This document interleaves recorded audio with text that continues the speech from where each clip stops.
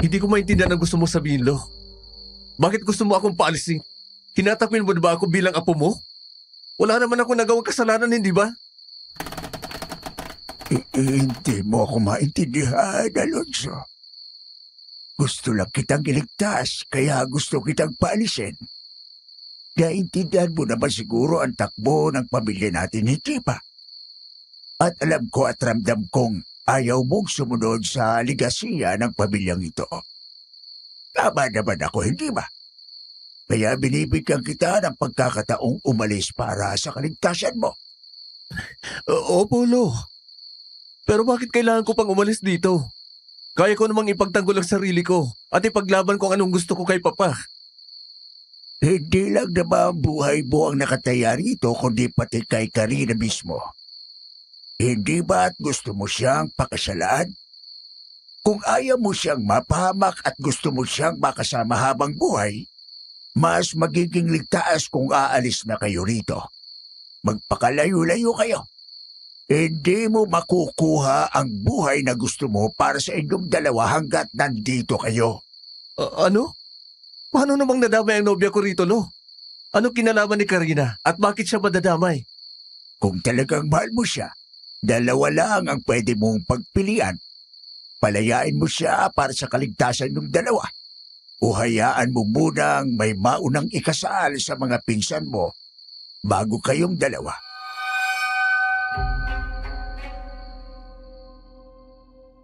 Maniniwala ba kayo na ang bawat tao ay may tinatagong lihim na ayaw nilang mabunyag? Paano kung ang sarili mong pamilya, balak na ipahamak ang sarili mong buhay, pati ng iyong taong minamahal? Lalabanan mo ba sila? O patuloy kang magsusunod-sunuran para sa ikasisiyan nila? Kung may kasagutan ka, paki-comment naman sa ibaba at babasahin natin. Kung gusto mong malaman kung ano nangyari matapos ang pag-uusap ni Lolo Aguinaldo at Alonzo, pakinggan mo ang kwento hanggang sa dulo dahil baka magulat ka sa malalaman mong rason kung bakit nga ba siya pilit na pinaalis ni Lolo Aguinaldo sa poder nila. Magandang araw po sa ating napakagandang DJ na si DJ Yumi, pati na rin po sa mga kasalukuyang nakikinig ngayon. Ako nga po pala si Catherine, 28 years old at nangyari po ito mismo sa aking lolo at lola na sina Alonzo at Karina. Galing po sa may impluwensyang pamilya ang Lolo Alonzo ko noon. Ang tatay niya si Agustin ang namumuno bilang gobernador sa lugar at talagang nirerespeto sila ng marami. Hindi ko na lang po sasabihin kung saan, pero sa kabila ng kanilang tila perpektong pamilya sa mata ng iba, may tinatago pala silang napakalaking sikreto na sila lang ang may alam. Pero lingid yun sa kaalaman ni Lolo Alonzo dahil siya pala ang balak nilang magiging susunod na biktima. Kung ano ang sikretong yon na kailangang magbuwis ng buhay, pakinggan po natin ang kwentong ito.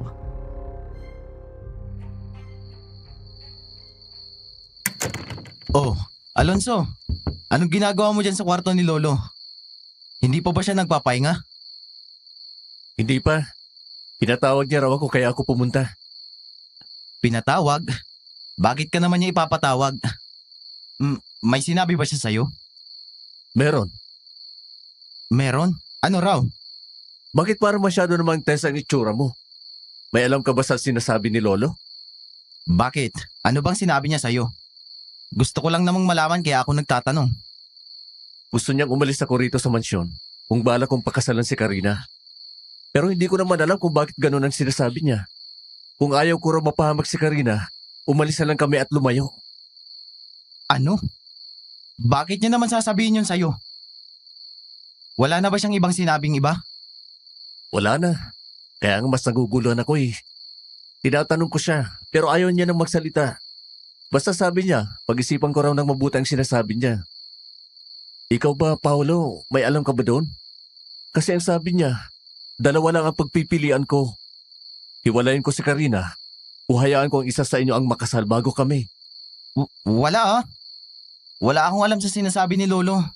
Baka dala lang din ang edad niya, kaya ganyan ang mga sinasabi niya. Hindi ko nga rin alam eh. Para kasi may sekreto siyang tinatago. Pero ayaw niyang direktang sabihin kung ano. Huwag mo nang isipin yun, pinsan. Sundin mo na lang kung anong gusto ng puso mo.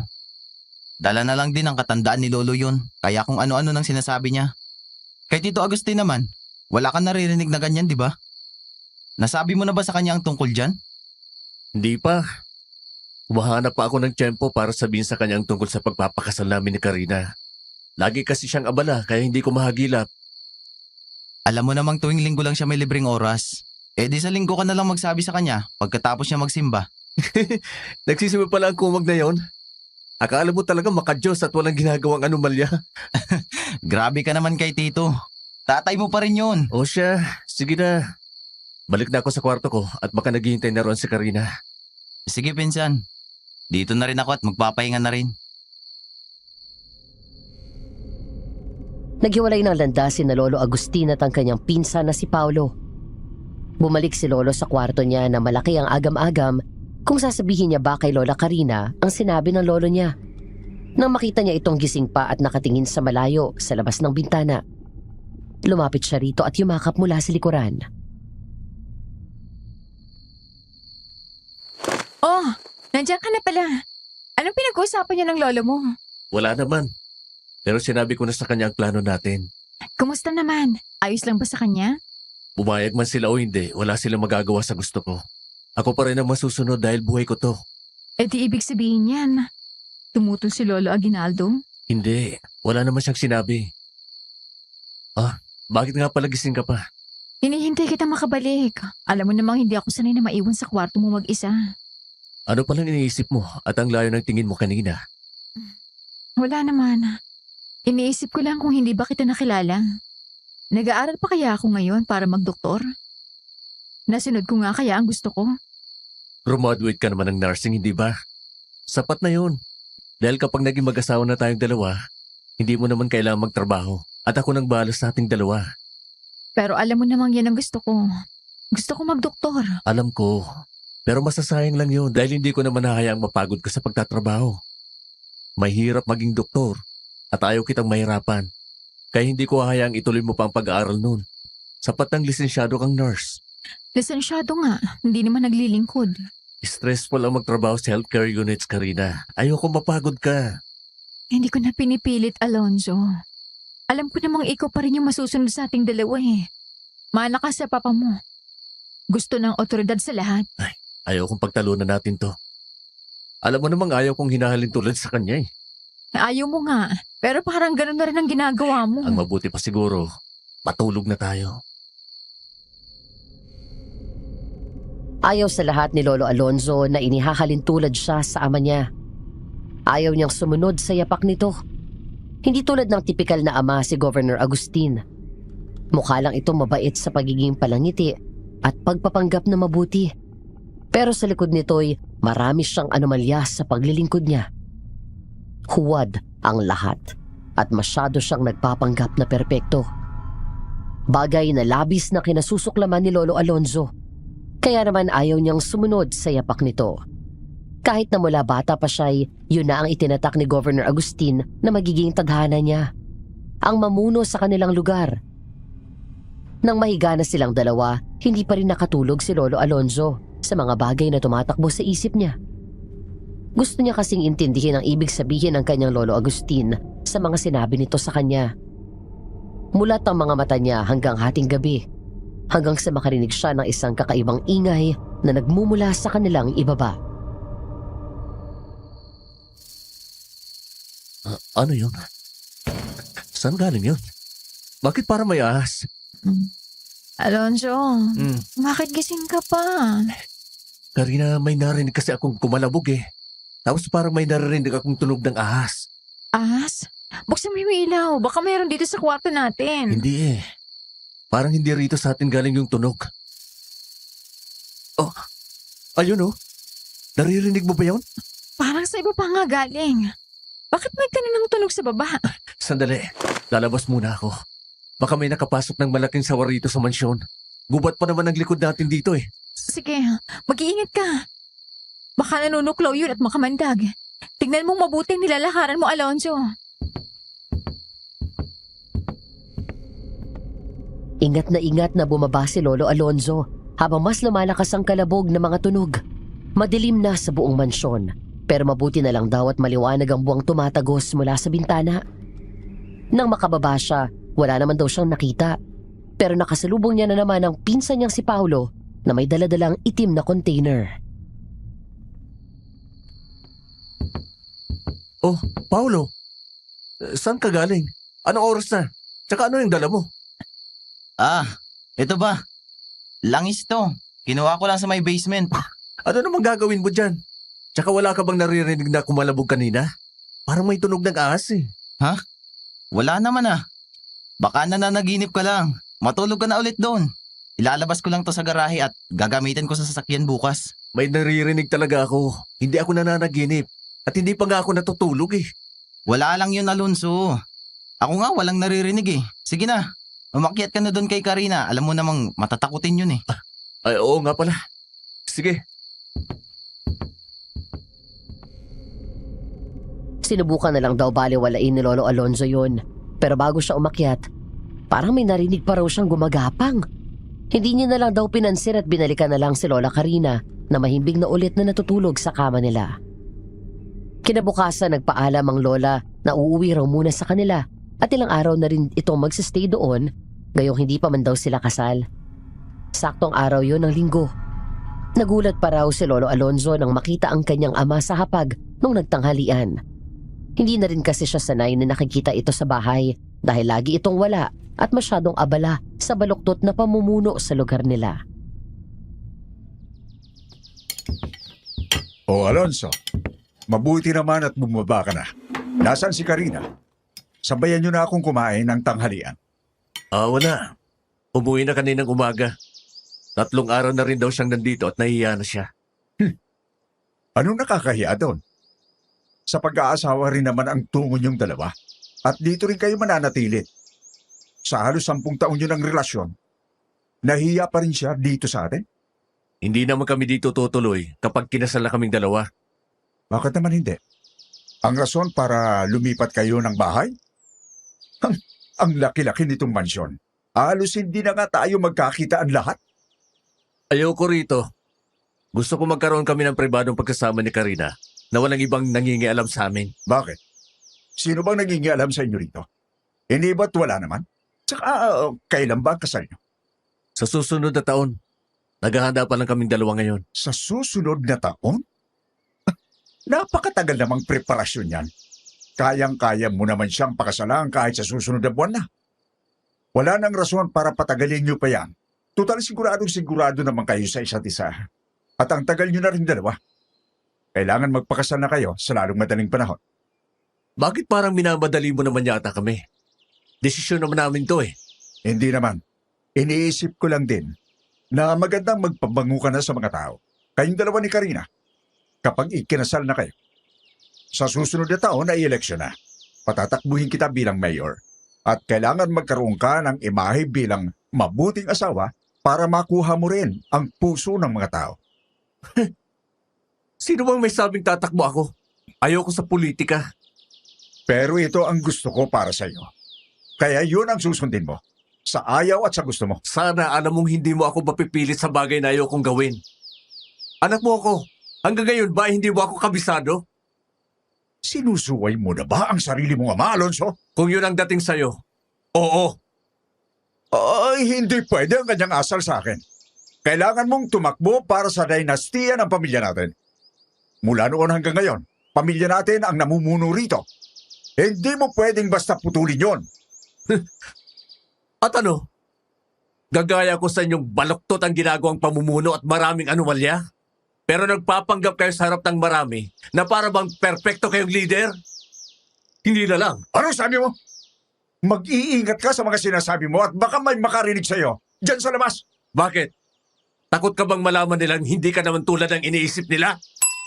Mag-iingat ka sa pananalita mo. Umayos ka, may tao. Napangisi na lang si Lolo Alonzo nang tumayo ang kanyang ama para humarap sa mga taong dumating na humihingi ng tulong pinansyal. Suot na naman ng ama niya ang maskara bilang mabait sa harap ng iba. Nawalan siya ng gana kumain, kaya bumalik na lang siya sa kanyang silid para mag-isip ng mabuti. Matagal na niyang pinag-iisipan ang umalis sa poder ng pamilya. Dahil ayaw niyang madikit sa pangalan at apelido ng mga ito, kahit pa itakwil siya ng lahat. Hindi na mahalaga sa kanya, basta magkaroon siya ng sariling buhay na walang sinusunod na ibang tao.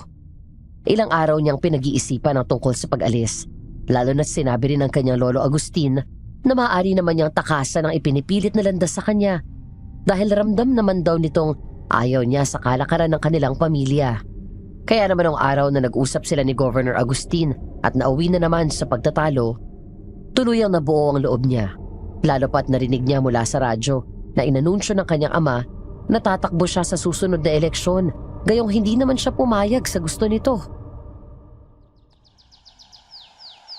Ano yun, Papa? Bakit kayo nagsabi ng ganun sa mga tao? Ayoko tumakbo. Yun ang sinabi ko sa inyo eh. Bawiin mo yun! Bakit ko naman babawiin gayong nakikita ko naman na masaya mga tao sa naririnig nila mula sa akin? Pero ako hindi masaya. Huwag nyo na ipilit ang gusto nyo. Ayokong tumakbo bilang mayor. Hindi ko na mababawi ang bagay na nasabi ko na. Inaasahan ng mga taong tatakbo ka. At nakikita ko na rin maraming susuporta sa iyo. Lalo pat nang galing ka sa pamilyang matagal na nilang sinusuportahan. Yun ay dahil hindi nila alam kung gaano ka kasakib na gobernador. Na marami kang tinatagong basura sa likod ng mga pinapakita mong kabutihan sa kanila. Ang mahalaga, may ginagawa pa rin ako mabuti. Kaya huwag ka na maghimutok dyan. Susunod ka sa akin sa ayaw at sa gusto mo. Hindi mo ako mapipilit kahit ano pang sabihin mo. Nagmamatigas ka talaga. Oo! Ayokong maging mayor. Wala akong alam sa pamumuno. Hindi ako maasahan ng mga tao. Madali lang naman ang bagay na yan at aalalayan kita. Akong bahala sa iyo. At ano namang ituturo mo sa akin? Kung paano mangupit sa kaban ng bayan? Siyempre hindi. Kailangan mo munang maging mabango sa paningin ng lahat bago mo gawin yan. Ayoko, Papa. Buo na ang desisyon ko. At hindi mo na mababago yon. Kahit pa tanggalan kita ng mana? Kahit tanggalan mo pa ako ng mana. Kung ipipilit mo lang din ang ipipilit sa akin yung gusto mo, mas mabuti pa siguro kung umalis na lang ako rito. Bakit? Kaya mo na ba ang buto mo? Kung wala kami isang kapupulutin? Kaya kong buhayan ang sarili ko kahit wala kayo. Kahit magsimula pa ako mula sa putikan, kayang-kaya kong patunayan ang sarili ko sa inyo. Sige! Umalis ka! At wag na wag ka nang babalik dito! Desididong umalis si Lolo Alonzo sa poder ng ama at hindi siya mapipigilan ng kahit na sino. Nung umaga rin yun ay inimpake niya ang lahat ng gamit niya, pero wala siyang kinuha sa mga bagay na bigay ng mga magulang niya o kahit pa ng Lolo Agustin niya. Sinubukan siyang pigilan ng kanyang Lolo Agustin at kanyang ina, pero hindi na bago ng mga ito ang isip niya. Nasa garahe na siya noon, bit-bit ang mangilan-ngilan niyang damit nang harangin siya ni Paulo. Pinsan, maghunos dili ka naman. Pinag-isipan mo ng mabuti ang gagawin mo? Napag-isipan ko na to nang higit pa sa 100 beses. Ayokong dinidiktan ako. Kaya wag mo na rin subukang pigilan ako. Dahil hindi rin ako makikinig sa'yo kahit na anong gawin mo. Pero paano ang kasal niyo ni Karina? Ikakasal kami kahit walang tulong mula sa kahit na sino sa inyo. Pero kailangan niyo nang ikasal. Bakit ba nagmamadali ka para sa amin? Bakit hindi na lang kayo ni Joanna ang mauna? Total, matagal na rin naman kayo, hindi ba? Ikakasal kami ni Karina kahit gaano pa kami katagal abutin. Bahala na kayong lahat dito. Aalis na ako sa nakakasakal na pamilyang to. Pero Alonso, nakasisiguro akong hindi mo yan kaya. Namuhay ka ng maramihan ng buong buhay mo. Tapos ngayon, Kahit mamuhay ako ng mahirap, wala ka ng pakialam doon. Hindi siya napigilan kahit ni Paulo. Dala niya ang sasakyan niyang siya mismo ang bumili bilang regalo sa sarili niya noong siya'y magta-30. Una niya raw pinuntahan si Lola Karina na takang-taka pa nang makitang dala niya ang lahat ng gamit niya. Naguguluhan naman ay sumama siya kay Lolo Agustin kahit hindi naman buo ang plano niya sa gagawin. Basta nakita na lang daw ni Lola Karina ang sarili niyang nakasakay sa kotse ng nobyo habang binabaybay ang mahabang daan papunta sa tila kawalan. Saan ba tayo pupunta, Alonzo? Magsalita ka naman. Sa totoo lang, ay hindi ko rin alam. Pero hindi na ako babalik sa bahay. Paulit-ulit kaming magtatalo ni Papa. Narinig mo naman siguro ang balita, di ba? Oo. Kahit nga ako nagulat dahil hindi mo naman sinabi sa akin yung tungkol sa bagay na yon. Akala ko talaga tatakbo ka na bilang mayor at napapayag ka na ni Tito Agustin. Alam mo namang pirming ayoko at hindi ang desisyon ko. Hindi niya na ako mapipilit kahit palumod siya sa harap ko. Hindi ko kayang isugal ang sarili kong prinsipyo para lang sa kasiyahan niyang siya lang ang makikinabang. Sigurado ka bang aalis ka? Anong trabaho mo? Hindi ba't ikaw lang naman yung nagmamanis ng isa niyong negosyo? Sa ginawa mo yan, sa tingin mo hahayaan ka pa nilang patakbuin yon? Kaya kong mabuhay ng kahit walang koneksyon sa kanila, Karina. Ang tanong ko ngayon, kaya mo ba akong samahan sa hirap man o sa ginawa? Sasamahan at tutulungan kita. Dahil mahal kita, Alonzo. Salamat. Mahal na mahal din kita. Sana hindi ka magsawa at mapagod na intindihin ako. Hinding-hindi. Hanggat kaya ko. Sa patuloy daw nilang pagbabaybay sa daan, hindi sila tuluyang nakalayo. Pero umabot sila sa kabilang bayan. Tumigil sila sa harap ng isang malawak na palayan. Matapos makakita ng paskil sa isang bahay sa may dulo na meron daw paupahan, bumaba sila sa sasakyan para tumawag at magtanong.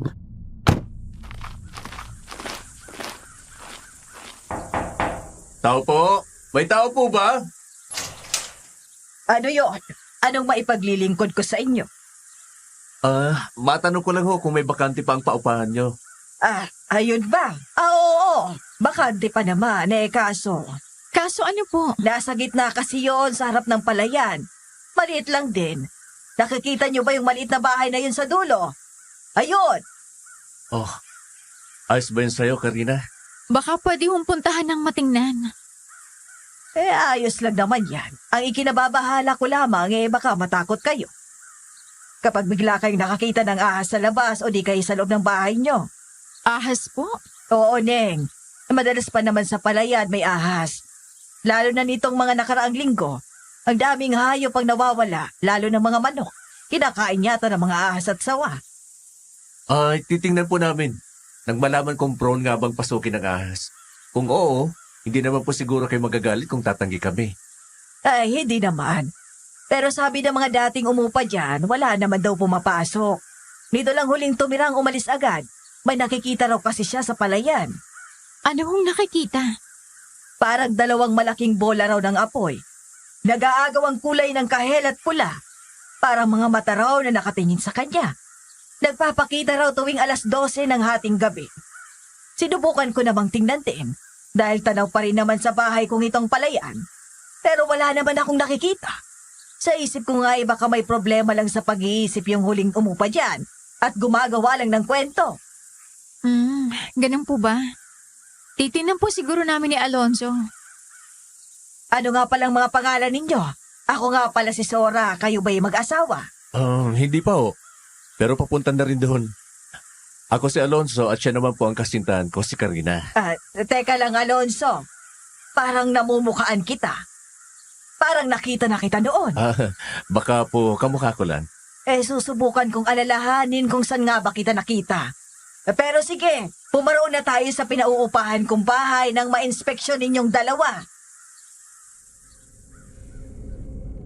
Sumunod sila sa ginang ng baybayin ng makipot na daan sa gilid ng palayan. Hanggat maaari daw ay ayaw ipaalam ni Lolo Alonzo na anak siya ng gobernador sa lugar. Ayaw niya nang idikit ang sarili niya sa mga ito. Sisilim na at mabuti na lang, may 2 ilaw si Aling Sora. Nang marating nila ang bahay sa gitna ng palayan at ang likod ay kakahuyan, wala naman daw silang nakitang mali rito. Maayos naman daw ang kondisyon at may mga gamit na rin kasama sa pinauupa ni Aling Sora. Meron na ring nakahandang unan at kama. Napapalitan na lang daw ng manipis na sapin at punda. Naisip daw ni Lolo na pwede na raw nilang kunin ang murang paupahan na yun, lalo na't hindi maiisip ng pamilya niyang titira siya sa ganong klaseng lugar. Nagkasundo sila ni Lola Karina na subukan ng manatili roon at masettle na rin nila ang paunang bayad kay Aling Sora dahil may naipon naman ang lolo. Ang kotse ay pinasuyo na lang nila sa bahay nila Aling Sora na may saktong laki naman ng garahe. Ano lang susunod na hakbang natin, Alonzo? Meron na tayong pansamantalang tirahan. Trabaho naman ang hahanapin ko. Trabahong malabo rin nilang isiping papasukin ko. Total, nandito na rin naman tayo sa palayan. Bakit hindi mo subukang magsaka? Itanong natin kay Aling Sora kung sino may-ari nitong palayan. Pwede. Ay, pasensya ka na, mahal. Dinala pa kita sa ganitong sitwasyon. Imbes na ayos ka naman dun sa inyo. Alonzo, desisyon kong sumama sa'yo. Kaya hindi mo kailangang humingi ng pasensya. Sasamahan kita dahil gusto ko, okay? Huwag kang mangamba. Hindi talaga ako nagkamali sa'yo. Sana samahan mo ako hanggang dulo. Pangako ko sa'yo. Ngayon lang to, at ibibigay ko ang buhay na nararapat para sa'yo. Tutulungan kita. Sa abot din ang makakaya ko. Sa unang gabi kahit mabigat, natulog silang magkayakap. Sa lugar na hindi sila pamilyar at hindi raw sila sigurado. Alam nilang magkasama silang dalawa kahit na anong mangyari sa buhay. Kinabukasan, isang katok ang gumising sa kanila. Bumungad si Aling Sora na may bitbit na isang bowl na may umuusok na sabaw at umaalingasaw ang nakakagutom na amoy. Agad na pinakalam nito ang sikmura nila nung gabi pang walang kain. Nakangiti ang ginang sa kanila habang inaabot yon. Ay nako, pasensya na. Nagising ko ba kayo? Maaga kasi akong nagluto at naisipan ko na kayong dala ng pagkain ngayong umaga. Naalala ko kasing nabanggit ninyong hindi pa kayo nakakabili ng pagkain. Nag-abala pa po kayo, Aling Sora. Pero parang ang sarap nga ho nitong niluto nyo. Biglang kumalam yung sikmura ko. Maraming salamat po rito. Ay, walang anuman. O siya, dito na ako ha. Marami pa kasi akong gagawin. Aling Sora, sandali lang po. Ano yon, Alonzo? Matanong ko lang ho kung sino may-ari nitong palayan at baka naghahanap sila ng tauhan. Kailangan ko kasi ng trabaho eh. Ay, ganun ba? Sa pagkakaalam ko, wala ritong may-ari. Pero kilala kong namamahala, si Delphine. Mamaya kakausapin ko siya kapag nakita ko at magtatanong ako kung kailangan niya pa. Kapag nakausap ko, ibabalikan kita. Ay, sige po. Salamat po ulit. Sana'y may bakante para makapasok ka. Oo nga eh. Tingnan mo't ang aga pala nagtatrabaho ng mga tao rito. Ganyan talaga ang mga magsasaka. Hindi ko tuloy maiwasang isipin na isa sila sa mga kinukurakutan ng ama ko. Naawa ko sa kanila. Alonzo, hindi mo kasalanan ang kasalanan ng tatay mo. Pero nakinabang ako sa mga kinuha niya mula sa kanila. Palagi akong inuusig ng konsensya ko pagdating sa kanya. Kahit ilang beses ko nang sinabi sa kanyang mali ang ginagawa niya, siya pa rin ang masusunod. Huwag mo na munang isipin ang mga yan, mahal ko. Ang aga-aga eh. Ang isipin muna natin ngayon, paano tayo makakahanap ng trabaho? Ako lang, Karina. Hindi ka magtatrabaho. Napabuntong hininga na lang si Lola Karina. Ayaw niyang ipilit pa ang kanya noong mga oras na yon. Tanghaling tapat nang balikan sila ni Aling Sora at nakausap na raw ito ni Mang Delphine. Maaari na raw magsimula si Lolo Alonzo kinabukasan ng umaga. Nagpasalamat naman sila sa magandang balita para sa kanila nung araw na yun. Iniisip nilang yun na raw ang magandang simula para sa kanila. Pero biglang nag-iba ang ihip ng hangin pagsapit ng kanilang pangalawang gabi sa paupahan. Sa gitna ng kanilang pagtulog, biglang umihip ang napakalakas na hangin at kakaibang lamig ang naging hatid noon sa kanila. Maya-maya umalingasaw ang amoy ng putik at sinusunog na goma na hindi nila alam kung saan ang gagaling. Kasabay ang mga kakaibang kaluskos mula sa palayan. Ano yun? Bakit ang baho? Tsaka may kumakaluskos. Ito na yata yung sinasabi ni Aling Sora na may mga ahas. Sandali.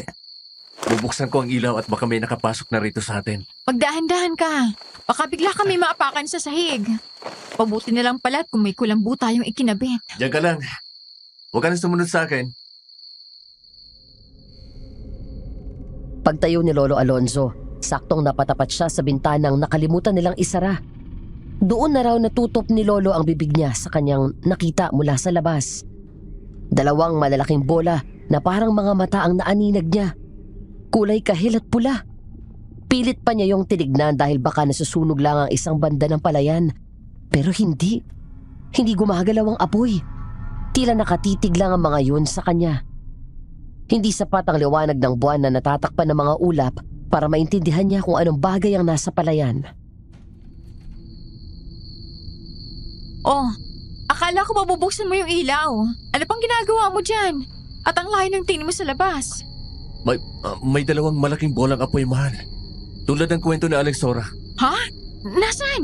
Tumayo ka dyan. Tingnan mo. Oo nga. Ano yan? Hindi ba salulang yan? Hindi sila maglalagay ng sulo sa gitna ng bukid, Karina. Masusunog ang mga palay kung gagawin nila yon. Ano palang bagay na yan? Hindi ko magalaw. Hindi ko rin alam. Ano yun? Nawala ang atensyon nila sa bagay na tinitingnan nila mula sa labas at sabay silang napalingon sa pinanggalingan ng kalabog. May humampas sa kanilang dingding at sinubukan nilang pakiramdaman kung ano yun, pero hindi na muling naulit. Pagbalik ng tingin nila sa bintana, wala na roon ang liwanag na nakikita nila. Alonso, nawala na. Ano kaya ang bagay na yun? Hindi kaya yun ang sinasabi ng huling nakumpahan dito na nakikita niya rin? Posible. Pero ano nga kaya yun? Hindi ko rin alam. Bumalik ka na sa pagtulog. Sisilip muna ako saglit sa labas kung ano yung kumalabog. Hihintayin na kita makabalik. Bilisan mo na. Mag-ingat ka. Na lumabas si Lolo para tignan kung saan ang galing ang ingay. Wala naman daw siyang nakita roon. Takang-taka siya nang muling bumalik sa loob at sinabi kay Lola Karina na wala siyang ibang nakita. Nagugulumihanan silang bumalik sa pagtulog. Kinabukasan, hindi pa man tuluyang lumiliwanag ang paligid, nagising na sila. Hindi lang dahil kailangan ng magtrabaho ni Lolo Alonzo, kundi dahil sa ingay ng mga taong naririnig nila mula sa palayan. Agad silang lumabas at nakita nila ang mga taong nagkukumpulan sa isang banda. Anong nangyayari? Bakit parang may pinagkakaguluhan sila dun? Halika, tingnan natin. Nagising siguro kayo sa ingay. Opo, ano po ba nangyayari? Hindi ko rin alam eh. Heto nga't nalapit pa lang din ako ngayon para makiusyoso sa kanila. Napabangon lang din ako sa higaan kasi parang nagkakagulo nga sa labas. Hayon pala't may pinagkakaguluhan sila. Tingnan din natin. Lumapit sila sa mga magsasakang may tinitignan sa lupa. Nang makasiksik sila sa mga tao, nagulat sila sa tumambad sa kanilang harapan. Isang napakalaki at napakahabang balat ng ahas ang nasa lupa. Mas malaki at mas mataba kumpara sa mga sawa o mga anaconda. Hindi raw biro ang itsura nun at mapapaisip ka na lang kung may ganun ba talaga kalaking ahas sa mundo. Nangingintab pa ito at halos walang putol. Mamasama-sa pa raw at halatang bago lang. May kakaiba talaga sa palayang ito. Taon-taon na lang, nakakakita na ganito kalaki at kahabang balat ng ahas. Oh, ibig sabihin, hindi ito ang unang pagkakataon? Hindi, Alonso. Sa totoo nga lang, takot ang mga tao sa palayang ito dahil sa mga ganitong pangyayari. Pero sinubukan naman nilang halugugin ang buong palayan para maghanap ng malaking butas na posibleng pinamamahayan ng malaking ahas na to. Pero wala naman silang nakita. Hindi po kaya dyan sa kakahuyan na mamahay yun? Sinubukan na rin nilang halugugin yan, wala namang nakita. Kagabi po, Alexora. Nakita rin namin yung dalawang malaking bolang apoy na kinukwento niyo sa amin. Hindi kaya konektado yun sa balat ng ahas na to? Ibig mo pagsabihin, posibleng mata ng ahas ang nakita niyo kagabi? Ano klaseng ahas naman ang may mga pulang mata? Hindi ko rin po sigurado. Sinabi ko lang ang nakita namin, tulad ng nakita ng huling nangupahan kay Alexora. Akala ko katang-isip o gawa-gawa lang, pero totoo po ang nakita namin. Ano nga kayang bagay na yon? At saan galing ang malaking balat ng ahas na to?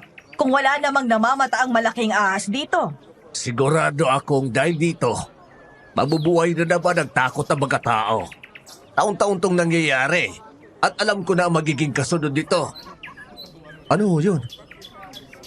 Posibleng mapeste na naman ang mga tanim, mga alagang hayop, at ang pinakamalala, may kukunin na naman ang ahas na to. Kukunin po? Anong kukunin?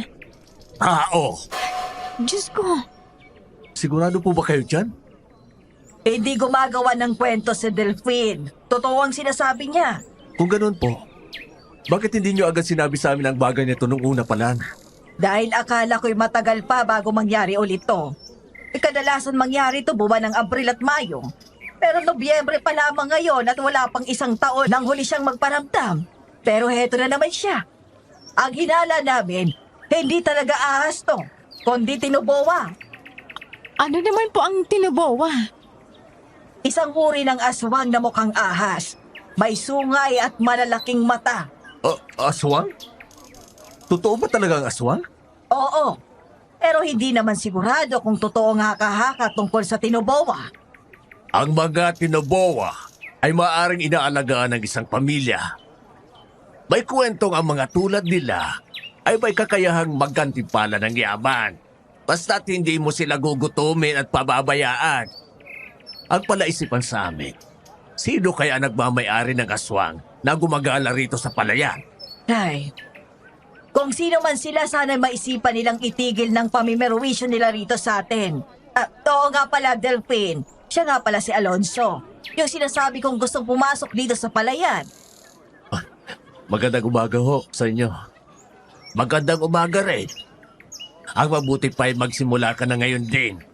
Magpalit ka na ng iyong kasuotan na mas mahaba kung ayaw mong masunog ang porselana mong balat at magkaroon pa yan ng kati-kati.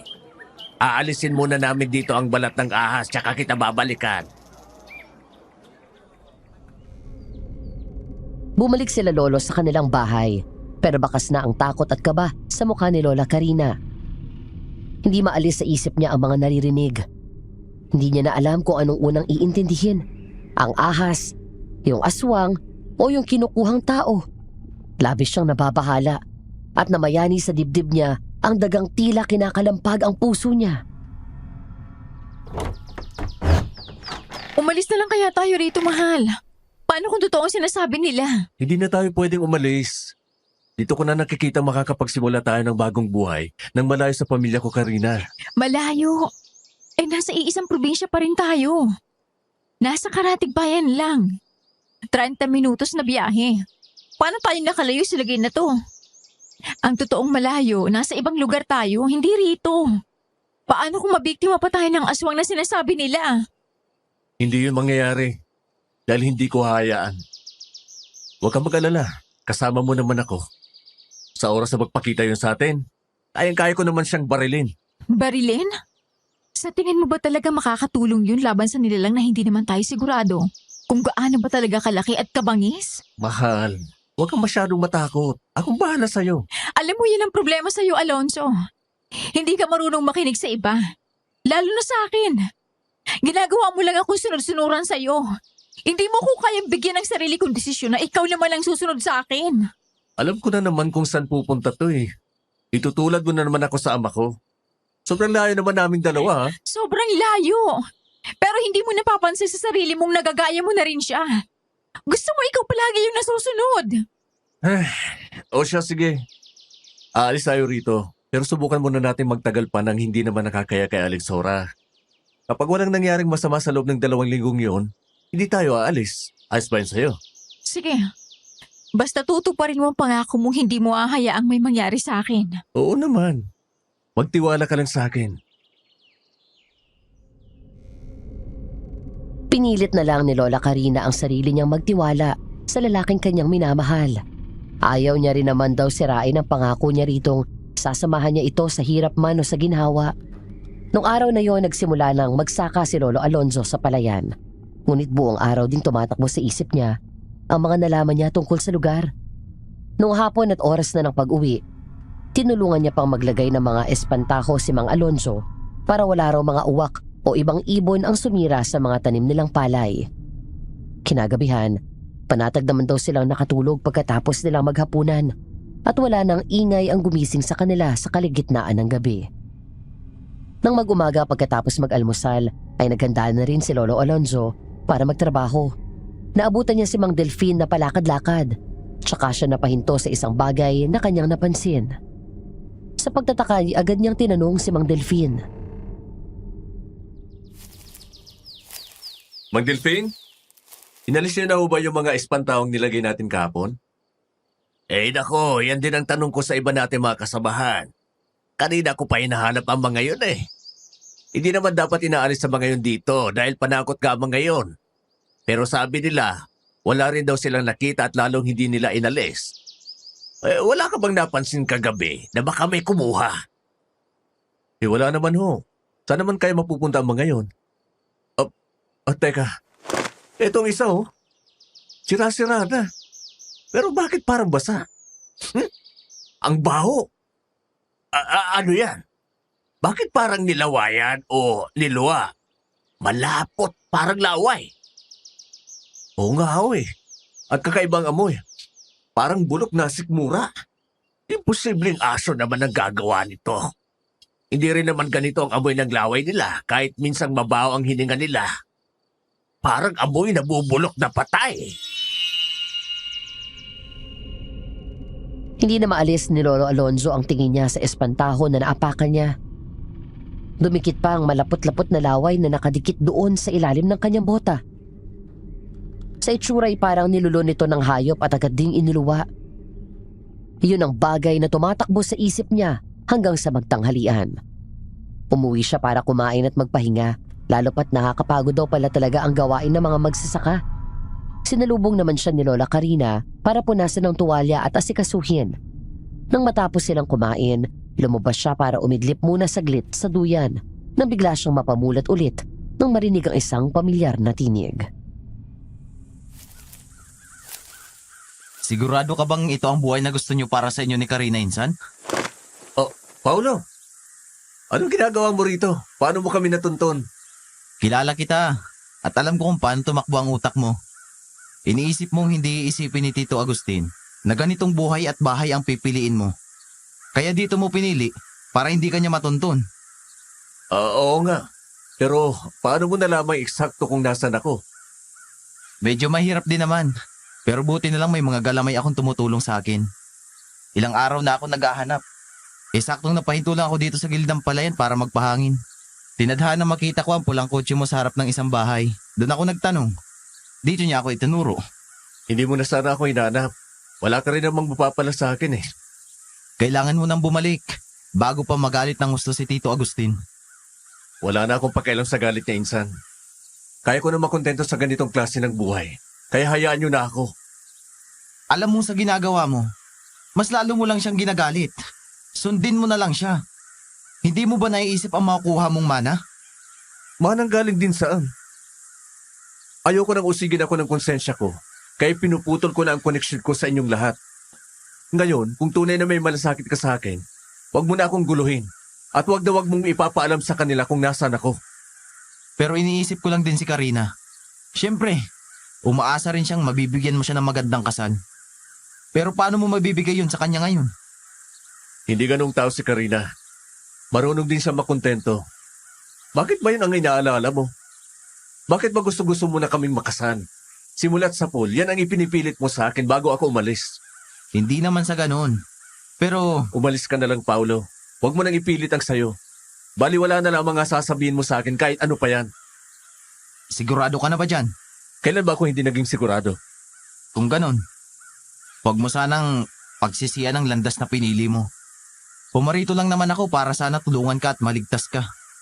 Pero kung magmamatigas ka, sige, yan ang pinili mo. At sa oras na magkagipitan, huwag kang hihingi sa akin ng tulong. Sapat nang sinabihan kita. Kaya mag-iingat ka. Kayo ni Karina. Bakit parang nagbabanta ka? Dahil alam mo naman kung anong kayang gawin ng tatay mo. At mas may hihigit pa dun. Kung ano man yun, darating din ang araw na malalaman mo. Tumigil ka na nga, Paulo. Umalis ka na. Gusto ko magpahinga. Hindi ibibigay ni Tito Agustin ang kapayapaang hinahanap mo.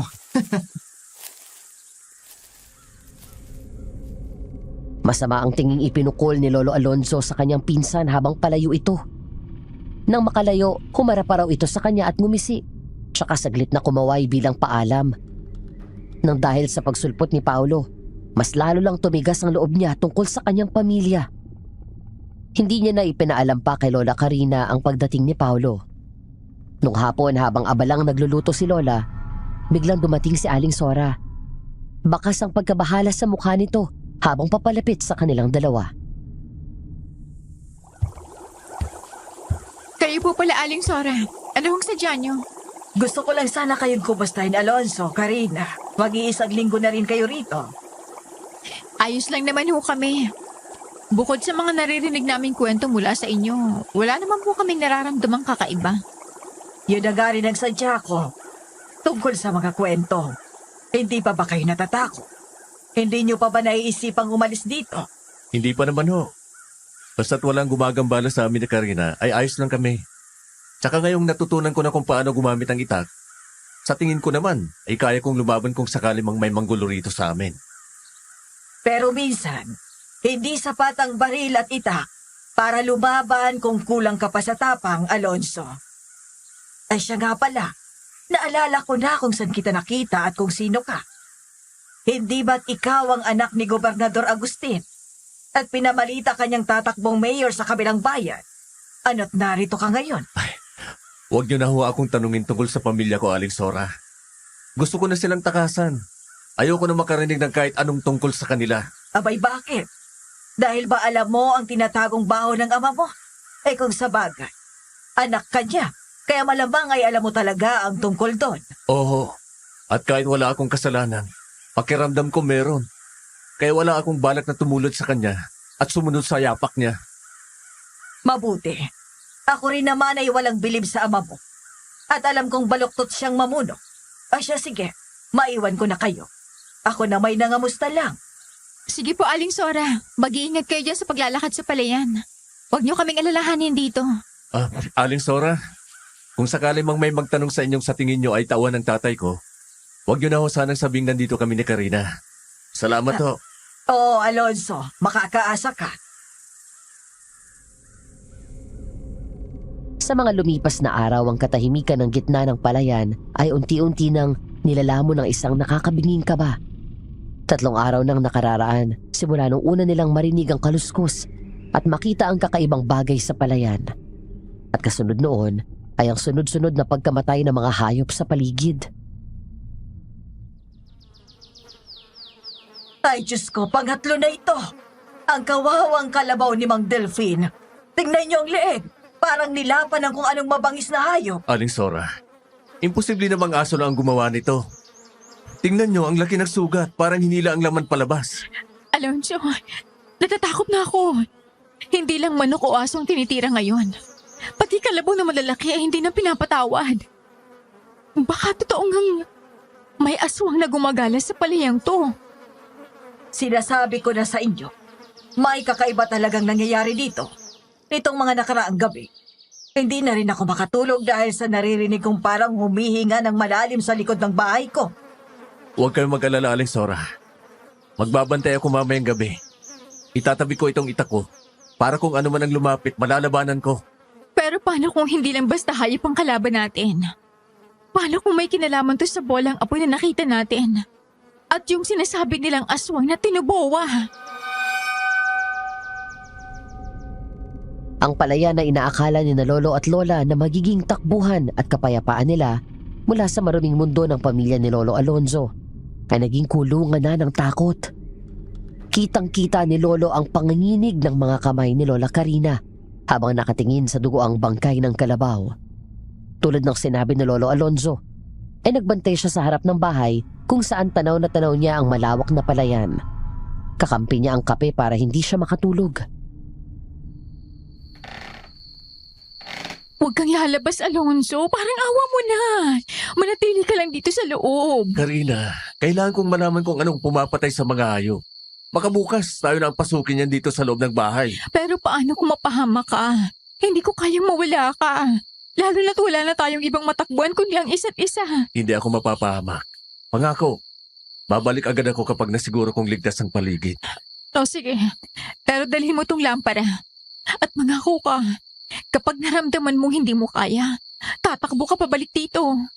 Oo, pangako mahal ko. Hindi kita iiwan ng mag-isa rito. Dito lang naman ako sa labas at maghihintay. Huwag mo na akong hintayin. Matulog ka na. Sa magdamag na pagbabantay ni Lolo Alonzo, wala naman daw siyang nakitang kakaiba. Tila alam daw ng nanggagambalang nilalang na may naghihintay sa kanyang pagpapakita. Sinasabi nila na ang bawat pamilya ay may mga kalansay sa loob ng aparador. Pero para sa aking Lolo Alonzo, ang kalansay na yon ay buhay at umahabol sa kanila hanggang sa liblib na palayan. Akala nila ay sapat na ang layo nila mula sa mansyon para makatakas sa anino ni Governor Agustin. Pero nagkamali sila. Isang hapon, Habang abala si Lolo sa pag-aayos ng kanilang maliit na bakuran, isang itim na sasakyan ang huminto sa dulo ng pilapil, sa tapat din mismo ng bahay ni Aling Sora. Ang bawat hakbang ng sapatos na gawa sa mamahaling balat ay tila hatol ng kamatayan sa gitna ng mapayapang bukid.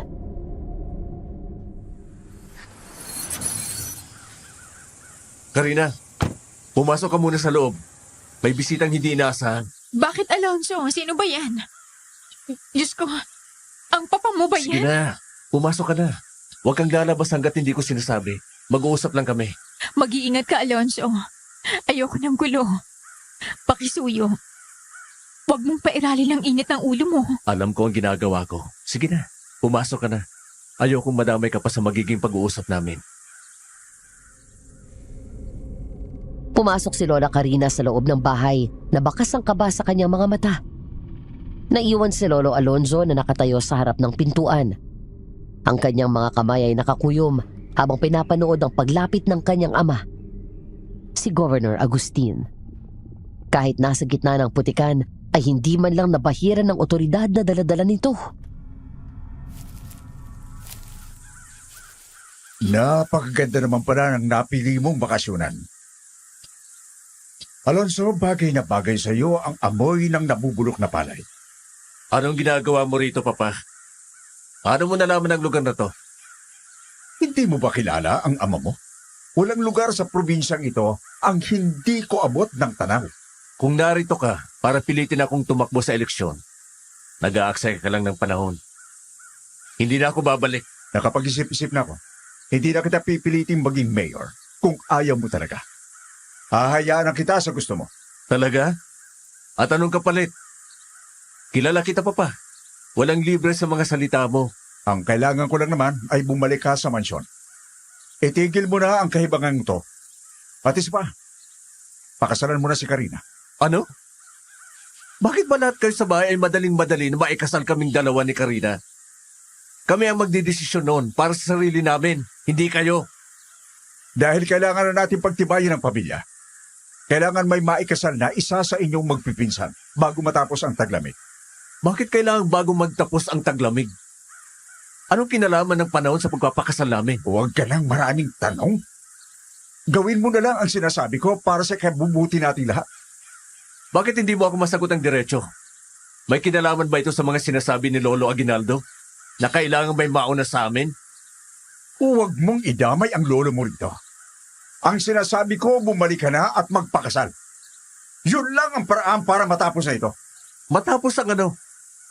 Ang sumpa ba? Ang mga sekretong pilit yung itinatago? Lalabas at lalabas sa mga yon, kahit anong gawin ninyo. Umalis ka na rito, Papa. Umalis ka na bago ko pa makalimutan ang kita. Pag-isipan mong mabuti ang ginagawa mo, Alonso. Hindi mo alam ang pinapasok mo. Huwag mong hintayin na ang tadhana mismo ang kumuha sa kung anong ayaw mong ibigay ng kusa. Umalis ang gobernador na may dalang babala na tila isang sumpa. Naiwang tuliro si Lolo Alonzo sa gitna ng init ng araw. Ang bawat salita ng kanyang ama ay tila mga piraso ng puzzle na hindi niya mabuo-buo. Naalala niya ang nanghihinang tinig ni Lolo Aguinaldo noong gabing yon sa mansyon. Ang babala na kung talagang mahal niya si Karina, kailangan nilang lumayo o hayaang may mauna sa kanila. Alonso, ano nangyari? Bakit ganyan ang itsura mo? Anong sinabi niya? Wala, Karina. Gusto lang niyang bumalik tayo. Gusto niyang magpakasal na tayo agad. Eh, di ba dapat matuwa tayo? Yun naman ang gusto natin, di ba? Bakit parang takot ka? Dahil hindi normal ang pagpupumilit niya. May hinahabol silang oras. Hindi ko alam kung bakit minabadali nila tayo sa kasal. Nung bago ako umalis, yun din ang bagay na sinabi ni Lolo, maging ni Paulo. Anong ibig mong sabihin? May kinalaman ba ito sa pamilya niyo? Hindi ko pa alam. Pero pangako, hindi ko hahayaang maging biktima tayo ng kung anong ligasya ang tinutukoy nila. Ang katahimikan ng palayan ay binalot ng mga katanungang walang kasagutan. Alam niya, hindi lang si Governor Agustin ang kalaban nila, kundi ang isang lihim na matagal nang nakabaon sa ilalim ng kanilang pangalan. Isang utang na buhay at dugo ang maaring hinihinging kabayaran. Hindi na mapakali si Lolo Alonzo. Ang mga salita ng kanyang ama ay tila mga anay na unti-unting kumakain sa kanyang katinoan. Alam niyang may itinatagong sumpa ang pamilya nila. Isang lihim na pilit ibinabaon sa limot, pero laging sumusulpot sa tuwing sasapit ang partikular na panahon ng taglamig. Ang tanging tao na alam niyang nagsasabi ng katotohanan ay ang kanyang Lolo Aguinaldo. Ang matandang pinuno ng kanilang angkan na nakaratay na lamang sa higaan sa loob ng kanilang mansyon. Karina, kailangan kong umalis. Pupunta ako sa mansyon. Ano? Alonso, kapupunta lang ng papa mo rito. Magkakagulo lang kapag bumalik ka doon. Hindi ako magtatagal. Kailangan ko lang makausap si Lolo Aguinaldo. Siya lang ang makakasagot sa mga tanong ko. Pero malapit nang gumabi. Ayoko maiwang mag-isa rito. Yun na nga yung kinakatakot ko eh. Kaya pakiusap, Karina. Huwag kang lalabas ng bahay kahit anong mangyari. Ilak mo ang lahat ng pinto. Alonso, natatakot ako. Parang may masamang mangyayari. Huwag mo na lang niya ituloy. Kailangan ko itong gawin para sa atin. Para matapos ang takot na to. At malaman ko kung ano ba talagang tinatago ng pamilya ko sa akin. At para may koneksyon to sa ating dalawa. Babalik ako bago gumabi. Pangako. Hintayin mo ako. Mabilis na sumakay si Lolo sa kanyang kotse at pinaharurot ito patungo sa bayan.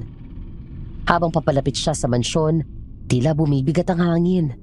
Ang mga naglalakihang gate na dati ay simbolo ng kapangyarihan para sa kanya ay tila naging rehas na ng isang malaking kulungan. Pagkapasok niya sa loob, hindi ang kanyang ama ang sumalubong sa kanya, kundi ang pinsan niyang si Paulo. Oh, ang swell kong pinsan. Anong ginagawa mo rito? Akala ko ba masaya ka na sa gitna ng putikan at palay? Wala akong oras para sa mga biro mo, Paulo. Nasaan si Lolo Aguinaldo? Kailangan ko siyang makausap. Si Lolo. Tulog na ang matanda. Alam mo namang mahina na ang katawan nun. Bumalik ka na lang bukas o sa makalawa. Huwag mo na akong lokohin na. Alam kong gising pa siya sa ganitong oras. Paraanin mo ako. Alonso, makinig ka. Mainit ang ulo ni Tito dahil sa pagbisita niya sa iyo kanina. Huwag mo nang dagdagan ng gulo. Bakit mo ba ako hinaharang? May tinatago ba kayo na ayaw niyong malaman ko? Itinatago. Wala kaming itinatago. Protection lang to para sa katahimikan ni Lolo. Masyado ka kasing agresibo. Proteksyon? O binabantayan niyo siya para hindi siya makapagsalita sa akin? Tumabi ka dyan, Paulo. Hindi ako nagbibiro. Subukan mong humakbang paitaas, Alonso. At titiyakin ko sa iyong hindi ka makakalabas ng mansyong ito nang hindi bali-bali ang buto mo. Yan ba ang banta ng isang pinsan? O banta ng isang asong sunod-sunuran sa gusto ni Papa? Tawagin mo na ako sa lahat ng gusto mo. Pero hindi ka aakyat. Utos ito ni Gobernur. Hindi na nakapagpigil si Lolo Alonzo. Sa isang mabilis na pagkakataon, ay tinulak niya si Paulo ng malakas, dahilan para mawalan nito ng balanse. Hindi na niya hinintay na makabawi ang pinsan. Mabilis siyang tumakbo paakyat sa grand staircase ng mansyon. Bawat hakbang ay tila may kasabay na pintig ng kaba sa kanyang dibdib. Nakarating siya sa tapat ng madilim na silid ng kanyang Lolo Aguinaldo at nadatnan niyang tulala ang matanda sa tapat ng bintana. Habang abala ang lolo ko sa mansyon at pilit na kinakalaban ng mga banta ng pinsan niyang si Paulo. Hindi niya alam na sa kabilang dako, sa maliit na bahay nila sa gitna ng palayan, ay unti-unti nang nilalamon ng takot si Lola Karina. Akala nila ang paglayo sa mansyon ang sagot sa lahat ng panganib, pero doon pala sila mas malapit sa kapahamakan. Ang katahimikan ng palayan na dati nagbibigay ng payapa, tila nagbabad siya ng isang madilim na sikretong matagal nang naghihintay ng mga oras na yon. Sabi ni Alonso, saglit lang siya. Dumitilim na wala pa rin siya. Nakapagluto na ako. Bakit ba ang tagal mo, Alonso? Sabi mo, sandali ka lang. Nakahain na ang pagkain sa hapag, pero lumalamig na ito sa kakahintay. Napatingin si Lola sa bintana at napansing mabilis na nag-aagaw ang dilim sa labas. Ang malawak na palayan ay tila nagiging isang higanting anino na bumabalot sa kanilang maliit na tahanan. Biglang bumilis ang tibok ng puso niya na makarinig siya ng kakaibang ingay mula sa likod ng bahay.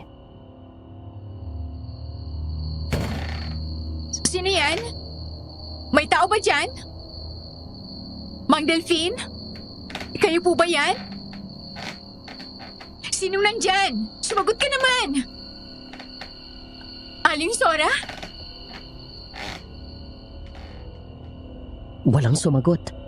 Ang tanging narinig niya ay ang muling paghampas ng hangin sa mga kawayan. Pero hindi siya nagkamali. May malakas na kumalabog na tila may mabigat na bagay na bumagsak sa kanilang likuran. Bit-bit ang isang mahabang kutsilyo mula sa kusina. Dahan-dahan siyang naglakad patungo sa pinto sa likod. Ang bawat hakbang niya ay tila bumabaon sa kaba. Pagbukas niya ng pinto, ang amoy ng nabulok na laman at lansa ang agad na sumalubong sa kanya. Doon na siya nagimbal sa nakita. Sa gitna ng madilim na kakahuyan, isang dambuhalang nilalang ang dahan-dahang gumagalaw. Isang ahas na higit pa sa laki ng puno. May dalawang sungay sa ulo at mga matang nagliliyab na parang apoy. Ang dila nito ay mahaba at tila naghahanap ng mabibiktima. Diyos ko! Ano ito? Tulong! Alonzo! May dambuhalang ahas! Napaatras si Lola Karina hanggang sa mabitawan niya ang kutsilyo. Ang higanting ahas ay dahan-dahang gumagapang palapit sa kanya at sa bawat galaw nito ay tila niyayanig ang lupa. Halos gumuho ang pinto ng bahay dahil sa laki ng katawan nito na pilit na sumisiksik papasok. Sa tindi ng takot nawala ng lakas ang kanyang mga binti kaya napaluhod siya sa damuhan. Nagsisigaw at humihingi ng saklolo na tila walang makaririnig sa gitna ng lawak ng palayan. Muli siyang sumigaw ng buong lakas. Ngunit ang boses niya ay tila nilalamon lang ng walang hanggan. Ang higanting nilalang ay hindi humihinto. Dahan-dahan nitong gumagapang palapit at sa bawat pag-usad nito ay naririnig ang pagkabali ng mga sanga at pag-uga ng mismong pundasyon ng kanilang bahay. Ang bigat ng katawan nito ay nag-iiwan ng malalim na uka sa lupa. Huwag kang lalapit! Lumayo ka! Tulong! May ahas! Isang dambuhalang ahas! Mang Delphine! Aling Sora! Tulong! Habang nakaluhod, mas naging malapit ang kanyang mukha sa dambuhalang ulo ng ahas na ngayon ay ilang dipa na lang ang layo sa kanya. Ang lansa ng hininga nito ay nagpapasuka sa kanya at ang tunog nito ay tila isang babala ng kamatayan. Ang mga kuliglig na maingay ay biglang tumahimik. Tila ba maging kalikasan ay takot sa presensya ng halimaw na yun. Nanatiling nakaluhod si Lola. Pilit na umaatras gamit ang kanyang mga kamay habang ang ahas ay unti-unting itinataas ang kanyang ulo. Tila inihahanda ang sarili sa isang mabilis na pag-atake. Lord, please! Ayoko pong mamatay! Alonzo, tulungan mo ako! Sino ka ba? Bakit mo ako ginaganito? Tulungan niyo ako! Ah! Tulong! Tulungan niyo ako! Biglang yumuko ang dambuhalang ahas. Ang mukha nito ay dipa na lang ang layo sa mukha ni Lola. Nakita niya ang sariling refleksyon sa malalaking pulang mata nito. Isang babaeng punong-puno ng takot at walang kalaban-laban. Sa sandaling yon, tila huminto ang mundo ni Lola. Ang tanging naririnig lang niya ay ang sarili niyang mabilis na tibok ng puso at ang nakakatakot na paghinga ng halimaw sa kanyang harapan. Sa gitna ng dilim at panganib, hindi akalain ni Lola Karina na doon na magtatapos ang kanyang buhay sa piling ng isang halimaw. Habang unti-unting lumalapit ang dambuhalang ahas, isang pamilyar na boses ang bumasag sa katahimikan ng gabi. Mula sa madilim na bahagi ng palayan, lumabas sina Aling Sora at Mang Delphine na may dalang mga sulo na may naglalagablab na apoy. Lumayo ka sa kanya, Delphine! Ngayon na! Karina, gumapang ka papunta rito! Bilisan mo! Bago ka matukuhin yan! Aling Sora, tulungan niyo po ako!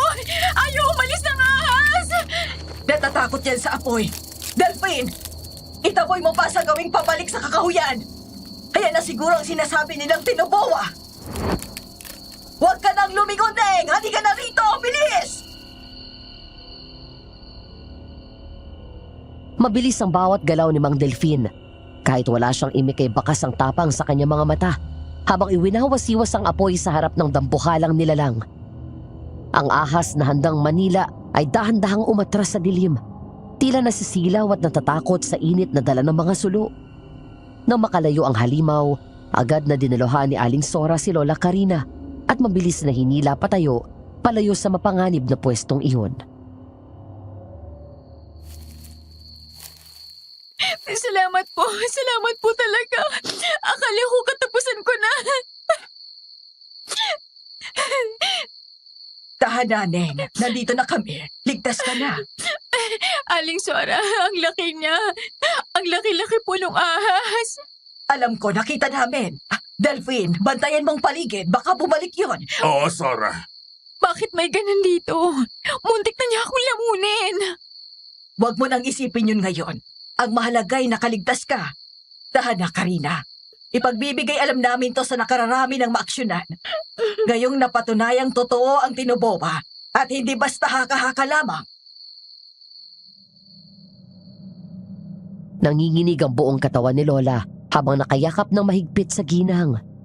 Ang bawat hagulgol niya ay punong-puno ng takot at trauma mula sa nakitang kilabot. Hindi man nagsalita si Mang Delphine. Ang kanyang presensya at ang liwanag ng apoy na hawak niya ang nagsisilbing tanging pag-asa nila sa gitna ng masukal at madilim na palayan na yun. Sa bawat pamilya, may mga sekretong pilit na ibinabaon sa limot.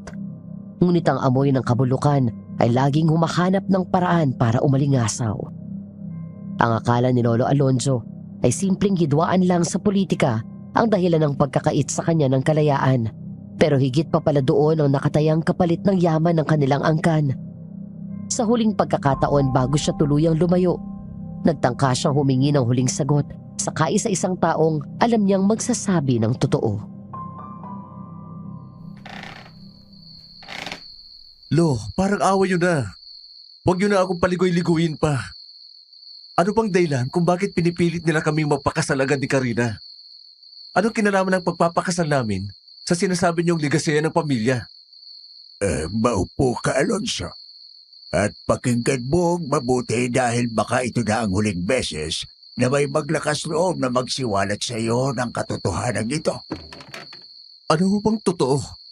At gagad na gagad silang magpakasal kami. Ang yaman at kapangyarihang tinatamasa ni Agustin, pati na ang impluensyang hawak ng pamilyang ito sa loob ng maraming dekada, ay hindi bunga ng pagsisikap o swerte lang, kundi dahil sa isang madilim na kasunduan. Kada 3 henerasyon, ang unang mag-aasawa sa ating pamilya ay may mabigat na tungkulin. Kailangang ialay ang kanyang kabiyak sa alaga nating tinubowa. Ang dambuhalang nilalang na nagbibigay ng walang kapantay na yaman bilang kapalit ng buhay ng isang inosenteng asawa. Anong klaseng kabaliwan yan? Inaalay ang asawa para sa pera? Hindi ako makapaniwala na ganyang kadumi ang pamilyang to. Hindi mo ba napapansin kung bakit pilit na itinatago sa iyo ang lahat ng ito ni Agustin mula pa noong bata ka? Kung bakit sa inyong lahat na magpipinsan, ikaw lang ang may hindi alam. Dahil ikaw ang napili nilang maging biktima, Alonso. Anak ka lang sa labas. Isang alas na tinatago nila para sa tamang panahon. Balak nilang ikaw ang unang ipakasal para si Karina, ang maging susunod na alay sa tinubowa. Nang sa gayon, ay magpatuloy ang daloy ng pera at kapangyarihan sa susunod pang mga henerasyon nang hindi nababawasan ang kanilang sariling mga anak. Napakasama nyo. Ginamit nyo ako. Itinuring nyo akong kasangkapan lang para sa kasakiman nyo. Kaya pala minamadali ni Papa ang kasal namin ni Karina. Bakit ngayon mo lang ito sinabi sa akin? Wala nang mas bubulok pa sa tinatagong baon ng pamilya ninyo. Yan ang katotohanan na po. Si Paulo ang nag-aalaga sa nilalang na iyon at unti-unti na itong nagugutom, lalo na at malapit nang matapos ang taglamig. Ilang buwan na lang. Kaya kailangang may maialay sa lalong madaling panahon Kung mahal mo si Karina, ilayo mo siya rito ngayon din, bago pa mahuli ang lahat. Bakit? Bakit ngayon ko lang nalalaman ang lahat ng ito? Dahil hindi nila hinahayaang masabi ko sa iyo ang totoo. Pinapainom nila ako ng gamot na dahilan kung bakit minsan ay nakakalimot ako.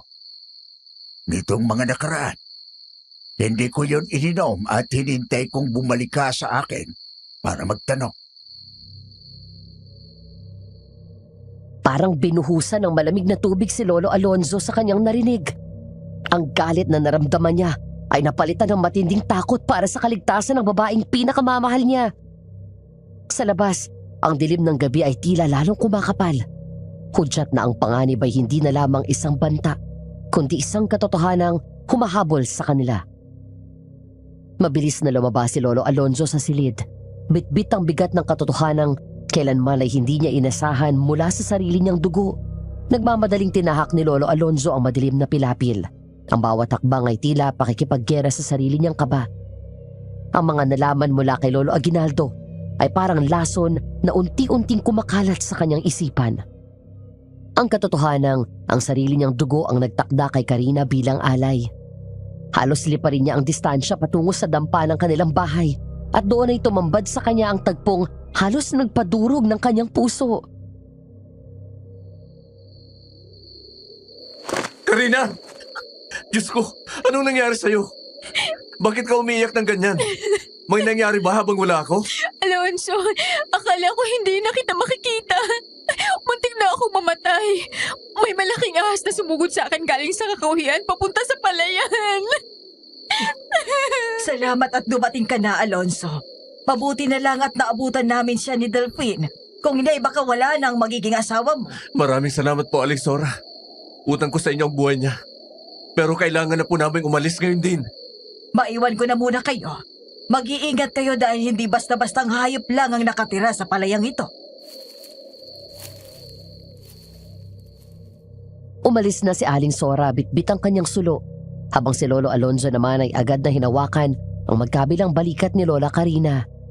Bakas sa mukha ng lalaki ang pagmamadali at ang takot na baka anumang sandali ay sumulpot ang mga tauhan ni Gobernador Agustin o ang tambuhalang ahas na tinatawag nilang Tinoboa. Ngunit sa Lola Karina ay tila naninigas pa rin sa takot. Ang kanyang mga mata ay nananatiling nakatitig sa dilim ng palayan. Alonso, hindi mo ba narinig ang sinabi ko? Isang tampuhalang ahas. Parang demonyo na ewan ng itsura. Ano bang lugar na to? Karina, makinig ka sa akin. Mag-iimpake tayo at aalis na tayo sa bayang ito bago magmadaling araw. Bakit kailangan magmadali? At bakit parang hindi ka malang nagulat sa sinabi ko tungkol sa ahas? Alonso, may alam ka ba? Karina, ang ahas na nakita mo, yun ang Tinoboa. Alaga yun ng pamilya ko, ni Paulo. At kaya tayo pilit na pinapakasal ni Papa. Dahil bala ka nilang ialay doon kapalit ang yaman nila. Ano? Iaalay? Ibig mong sabihin, alam mo na papatayin ako ng pamilya mo? Pero gusto mo pa rin ituloy ang pagpapakasal natin at ang lintik na relasyong to? Hindi. Ngayon ko lang nalaman ang lahat kay Lolo Aguinaldo. Akala ko ay simpleng pagsuporta lang sa atin ang dahilan. Hindi ko alam na ganito kadumi ang sekreto ng mga ligasya nila. Paano ako maniniwala? Sarili mong ama at pinsan ang may gawa nito. Baka kaya mo lang ako hindi iniiwan para siguraduhin hindi ako makakatakas sa kanila. At para makinabang ka pa rin sa yamang tatamasahin nila. Hindi ko magagawa yun sa'yo. Mahal kita, Karina. Kaya nga tayo lalayo. Dahil nalaman kong gagamitin lang nila ako dahil anak lang ako sa labas. Wala silang pake sa atin. Kailangan nating tumakas habang may oras pa. Sa gitna ng dilim at tensyon, nagtama ang kanilang mga mata. Ang takot ni Lola Karina at ang determinasyon ni Lolo Alonzo. Ramdam nila ang bigat ng panganib na nakapalibot sa kanila. Alam nilang sa bawat segundong pananatili nila sa lugar na yon, mas lalong lumalapit ang kamatayan na dala ng sakim na pamilya ni Lolo Alonzo. Hindi inaasahan ni Lolo Alonzo at Lola Karina na ang mabilis nilang pag-alis ay magiging mitsa ng isang mas malaking panganib. Hindi pa man sila nakalalayo sa pinto ng kanilang tinutuluyan Bigla silang sinalubong ng dilim at dahas na hindi nila napaghandaan. 5 lalaking nakaitim ang humarang sa kanila at mabilis silang dinakip.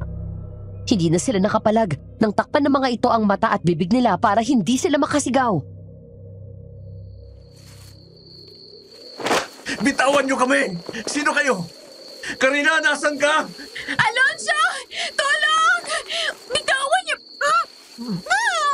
Huwag na kayong pumalag, pinsan. Para din to sa ikabubuti ng pamilya. Paulo, ikaw ba yan? Hayop ka! Anong gagawin niyo sa amin?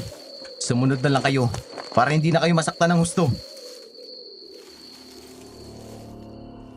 Nalubog sila sa kawalan ng malay dahil sa matapang na amoy na ipinalanghap sa kanila. Pagmulat ng kanilang mga mata, hindi na ang malamig na simoy ng palayan ang bumungad sa kanila, kundi ang pader ng isang madilim at silyadong silid sa basement ng mansyon. Karina, gising ka ba? Naririnig mo ba ako? Alonso! Alonso! Nasaan tayo? Bakit tayo nakatali? Tayo ang dilim! Natakot ako! Nasa mansyon tayo. Nasa basement. Ano? Bakit nila ginagawa to? Hindi nila tayo hayang makalis. Dahil kailangan ka nila. Kailangan para saan? Alonso, may naririnig akong kumakalos ko sa sulok. Ha? Huwag kang titingin doon. Nandito ako. Hindi kita pababayaan. Makakalis tayo rito. Pangako ko yan sa'yo. Papa! Paolo! Magpakita kayo sa amin! Huwag niyong idamay si Karina rito! Uli na ang lahat, Alonso. Pinili mong suwayin ako. Kaya ngayon, ang kapalaran na ang kukuha sa dapat ay sa atin. Habang nakagapos sila sa malamig na semento ng basement, hindi ko halos maisip ang bigat na dinadala ni Lolo Alonzo. Sa harap niya ay ang kanyang ama na si Governor Agustin. Ang taong dapat ay sandigan niya, pero ang mismong nagtutulak sa kanya sa bangin.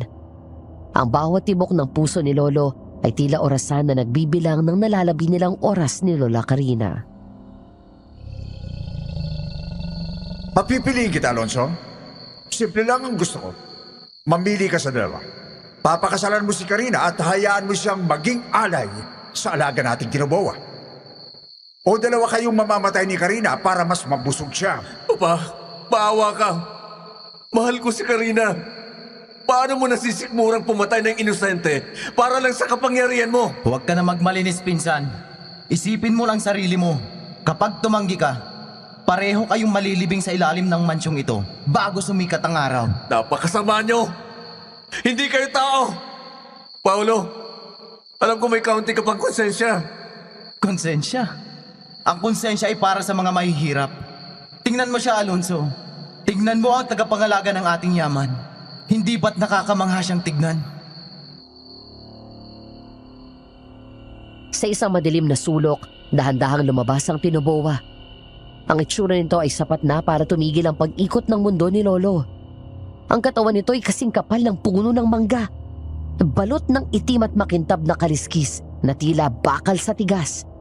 Pero ang pinaka nakakatakot ay ang ulo nito. Hindi ito purong hayop. May bahid dito ng anyong tao. May nanlilisik na pulang mga mata at mahabang dilang humahampas sa hangin. Alonso! Huwag! Huwag mo ko ibibigay sa kanya! Pakiusap, Alonso! Tignan mo ang mata niya, pinsan. Gutom na ang Tinoboa. Isang tango mo lang. Magiging ligtas ka. Mabubuhay ka bilang isang hari. Hindi bilang isang pulubi sa gitna ng palayan. Kung papayag ako, anong garantiya na hindi niyo ako papatayin pagkatapos? Salita ng isang gobernador, anak. Ang kailangan lang namin ay ang dugong itinakda. Ang dugong dadaloy mula sa babaeng yan sa gabi ng inyong pagsasama. Kailangan ko ng oras. Hindi madaling magdesisyon habang nakatali kami rito. Nag-iisip ka na ng tama. Yan ang dugong dumadaloy sa atin. Matalino at mapili. Sige, papayag ako. Pero pakawalan niyo muna si Karina sa mga gapos na yan. Pati na rin ako. Usapang matino. Ibibigay ko siya sa inyo kung yun ang gusto niyo. Basta mabubuhay ako. Alonso, ano bang sinasabi mo dyan? Akala ko ba mahal mo ako? Bakit ibibigay mo ako sa kanila? Dahil yun naman ang dapat, Iha. Baka nakakalimutan mong blood is thicker than water. Kahit anong mangyari, si Alonso ay kadugo pa rin namin at katulad pa rin namin siya. Sige na. Kalagan niyo na ako at masyado nang mahigpit ang tali ko. Wala ka naman sigurong iniisip na masamang plano sa amin, di ba Alonso?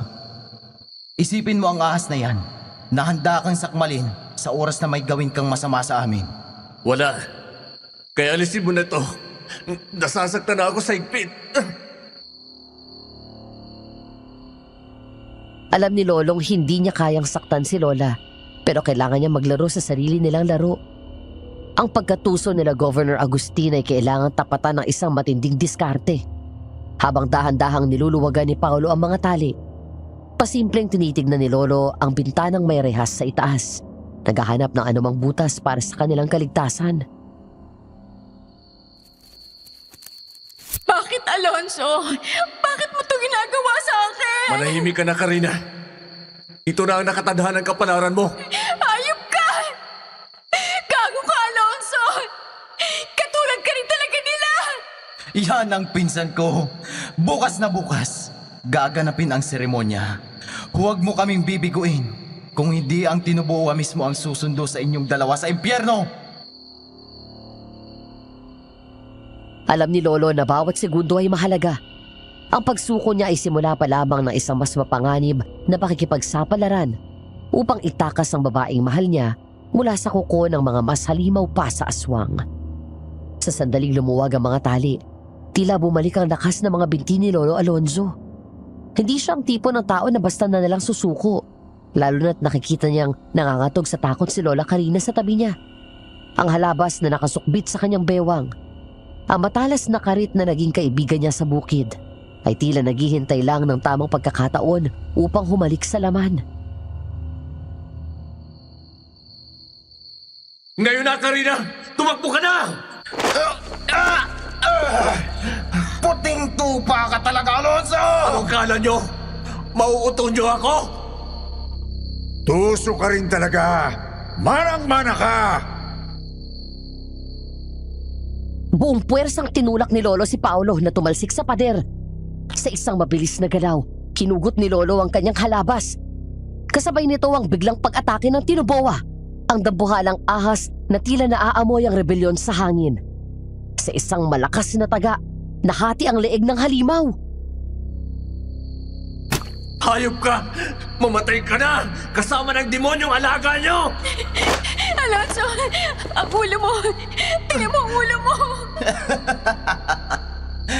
Akala mo ba ganun lang kadali mapatay yan? Ang bobo mo talaga, pinsan! 100 taon nang pinapakain ng dugo ang tinubuha. Hindi mo siya mapapatay ng kinakalawang mong karit! Huh? Anong? Paano nangyari to? Nanlilisik ang mga mata ni Lolo na makita niya ang dugo ang leeg ng ahas muling bumubuka. Parang mga ugat na nagdudugtong.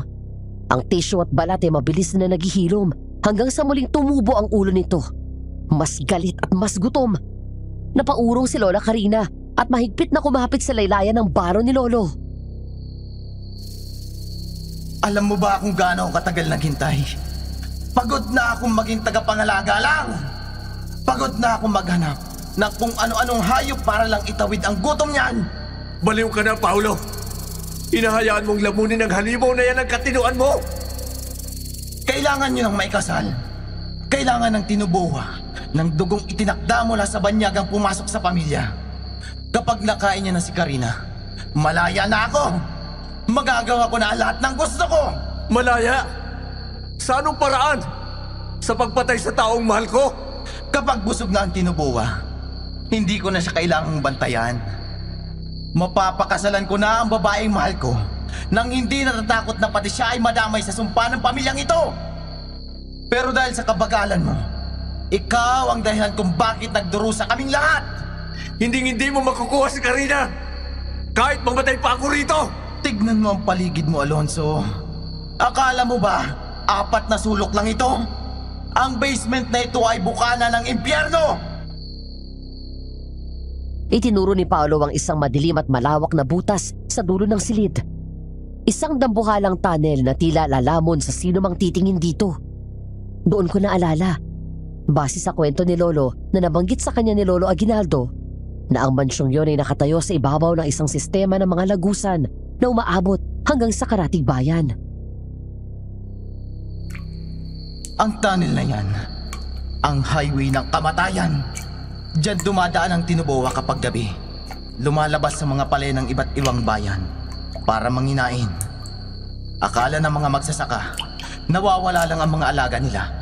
Pero ang totoo, ang pamilya natin ang sumisimot sa buhay nila. Kaya ba maraming nawawala sa kabilang baryo? Dahil sa alaga mong yan? Napaka-demonyo nyo! At ngayon, ang gutom niya ay naandito na sa harapan niya. Karina, huwag kang matakot. Mabilis lang naman ang kagat niya. Pagkatapos nun, magiging bahagi ka na ng yaman namin habang buhay! Wag!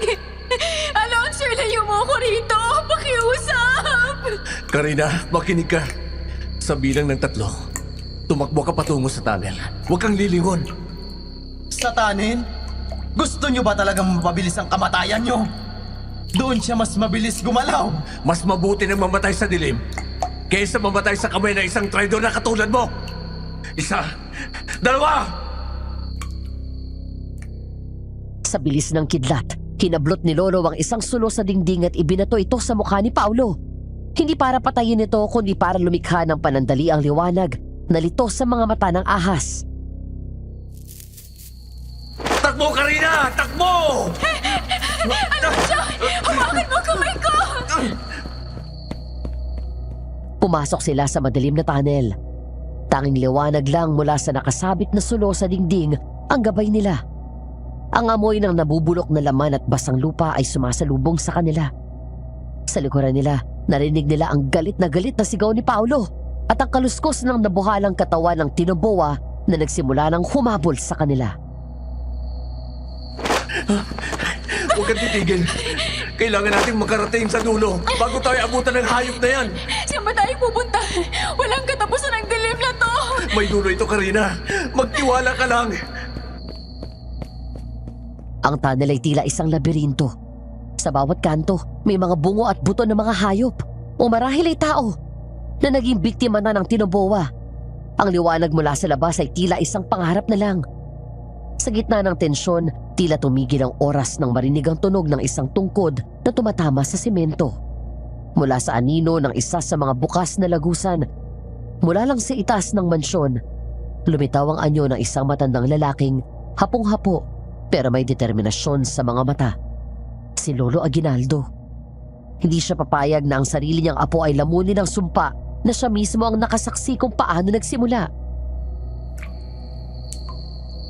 Alonso, huwag ang liig.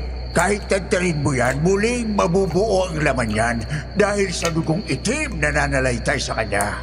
Lolo Aguinaldo, anong gagawin ko? Hindi siya tumitigil. Hindi ko alam kung paano siya mapapatay. Gamit lang ang karit ko. Ang sungay, Alonso. Ang sungay na nasa tuktok ng kanyang ulo ang sentro ng sumpa. Putulin mo ang sungay at mawawala ng buhay ang Tinuboa. Matanda ka na, Papa. Huwag kang makialam sa ligasiya ng pamilyang ito. Paulo, tapusin mo na yan! Walang silbi ang payo ng ulyanin. Patayin mo sila! Tinuboa, sugurin mo! Nagwala ang aswang na ahas. Sa sobrang galit, lalong bumuka ang mga kaliskis nito at akmang susuwagin si Lolo Alonso gamit ang matulis at maitim na sungay sa noon nito. Dam ni Lolo ang hanging dala ng mabilis na pagsugod ng halimaw. Pero dahil sa babala ng matanda, hindi siya umurong. Sa halip, mas hinigpitan niya ang kapit sa halabas. Sa isang swak na pagkilos, yumuko si Lolo Alonso at buong lakas na iniwinasiwas ang halabas pa itaas. Tumama ang talim sa ugat ng sungay ng Tinuboa. Isang nakakangilong tunog ng nababaling buto ang umalingaw-ngaw sa buong tunnel. Ang dating dambuhalang nilalang ay biglang nangisay. Ang mga pulang mata nito ay naglaho ang liwanag at dahan-dahang naging abo ang malalaking kaliskis. Ang Tinuboa ay tuluyan ng nalagutan ng hininga. Pero ang katahimikan ay agad na punit ng isang pamilyar na tunog ng bakal. Hayop ka talaga, Alonso! Pinatay mo ang lahat ng pinaghirapan namin! Wala na ang protection ko! Wala na ang magiging yaman ko! Tapos na ito, Paulo! Sumuko na kayo ni Papa! Hinding-hindi! Kung mamamatay ako sa hirap, isasama kita sa impyerno! Nang itinutok ni Paulo ang baril sa direksyon ni Lolo Alonzo, bakas ang baliw na pagnanasa sa pumatay. Ngunit sa hindi inaasahang pagkakataon, ang dambuhalang buntot ng patay na ahas na nasa harapan ni Paulo ay biglang nagkaroon ng reflex o muscle memory. Kaya biglang gumalaw yon kahit patay na. Sa huling pagkakataon, humampas ang mabigat at matulis na buntot nito. Tinamaan sa dibdib si Paulo. Sa sobrang bigat at lakas ng wasiwas ng buntot, tumalsik siya sa pader at agad nawala ng buhay ng madaganan din ang mabigat na buntot nito. Namayani ang katahimikan sa loob ng lagusan. Habang si Lolo Alonzo ay dahan-dahang niyakap si Lola Karina sa gitna ng kadiliman. Habang si Gobernador Agustin ay natulala na lang sa lahat ng nasaksihan ng gabing yun. Ang maotoridad niyang mukha ay napalitan ng hinagpis. 6 na buwan ang mabilis na lumipas mula ng gabing dumanak ang dugo sa madilim na tunnel sa ilalim ng mansyon. Ang mga bakas ng takot na tila nakaukit sa mga palad ni Lolo Alonzo at Lola Karina ay dahan-dahang napapawi ng bagong pag-asa.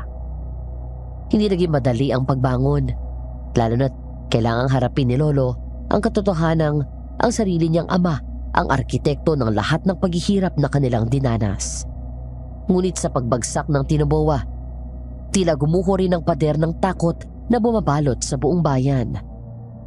Ang dating makapangyarihang Gobernador Agustin ay humarap sa habang buhay na pagkabilanggo dahil sa mga naging katiwalian nito habang namumuno tulad ng pagnanakaw at pagpatay.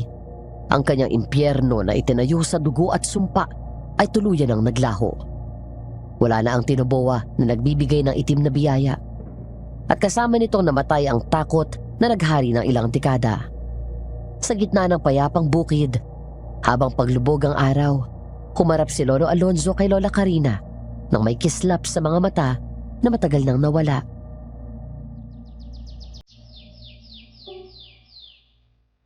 Karina, halika rito. Ang ganda pagbasta ng papalubog na araw dito sa gawing ito. Napakaganda, Alonso. Alam mo, akala ko dati, habang buhay na tayong mabubuhay sa dilim ng anino ng sarili mong pamilya. Wala na yon. Selyado na ang tunnel. At nabubulok na sa resa ang mga taong sumira sa katahimikan natin. Minsan, kapag umahangin ng malakas, parang naririnig ko pa rin ang tunog ng ahas na yun. Sigurado ka bang tapos na talaga? Wala na talaga? Tapos na, Karina. Pinutol ko na ang sungay. Ganon din ang sumpa. Wala na mangyayaring masama sa'yo. Sa atin.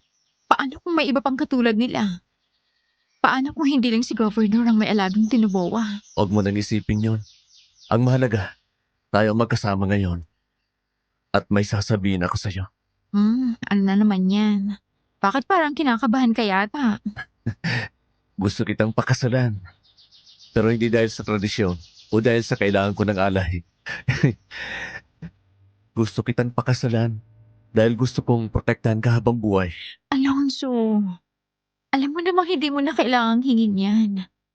Nakatali na ang buhay ko sa'yo. Simula nung hinarap natin ang halimaw na yon. Kahit pa ang sariling pamilya mismo ang mga halimaw. Magiging payapa tayo nang hindi natatakot sa kahit anong sumpa. Ipinapangako ko sa'yo. Hindi na tayo magtatago sa dilim. Sige, magpakasal tayo. Gusto ko ng buhay na simple lang. Dito sa tabi mo, Alonso.